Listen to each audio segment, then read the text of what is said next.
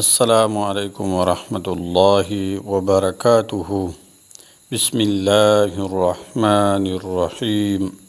ټول تعریفونه د رب ذوالجلال د پاره چې خالق او مالک او پروردگار د کل عالم دی، او درود پاک په خاتم الانبیاء د مدینی جانان حضرت محمد صلی الله علیه وسلم باندې. امید د رب ذوالجلال نه ساتم چې تاسو به روغ جوړ یئ، په صحت به برابر یئ. الله جل شانه د هر قسم مصیبت، غم، آفت، تکلیف نه او پریشانی نه په امن کې وساته. الله جل شانه عمر دراز سره د صحت نصیب کا. الله جل شانه د هر قسم وبایي امراض او افتونو نه په امن کې وساته. ما نن ستاسو د پاره ډیر ښایسته او ډیر با کماله او مبارک عمل راوړی دی او وظیفه مې راوړې ده چې دا ډیره برکتي او ډیره عظیم الشان وظیفه ده او د جمعې مبارکې په ورځ باندې ده. یعنی د جمعې مبارکې په ورځ باندې د مازدیګر مانځه نه وروستو دا وظیفه ده او ډیر عظیم الشان وظیفه ده.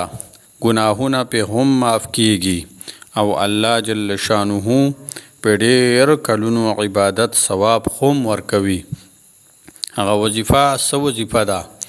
هغه وظیفه دا وظیفه ده چې کله د جمعې مبارک په ورځ باندې او دا مبارک عمل دی د مازدیګر مانځه نه وروستو چې کله مازدیګر مونځ وشي نو بهتره طریقه دا ده چې د جمع سره وشي، نو بیا به دا وظیفه کول وي. راځو هغه وظیفې طرف ته.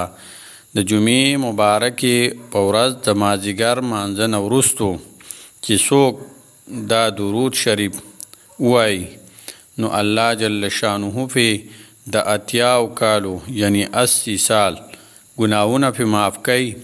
او الله جل شانه د دغه انسان کم انسان چې دا عبادت دا درود شریف ویلی وي نو د 80 کالو د عبادت ثواب د هغه په عملنامه کې لیکي. دا زه نه وایم، دا د نبی علیه الصلاة والسلام حدیث احادیث مبارک دی، د نبی علیه الصلاة والسلام وینا مبارکه ده. او هغه درود شریف څنګه دی؟ هغه درود شریف واورئ.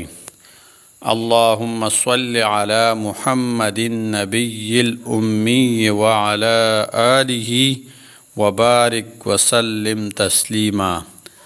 اللهم صل على محمد النبي الأمي وعلى آله وبارك وسلم تسليما. السلام عليكم ورحمة الله وبركاته.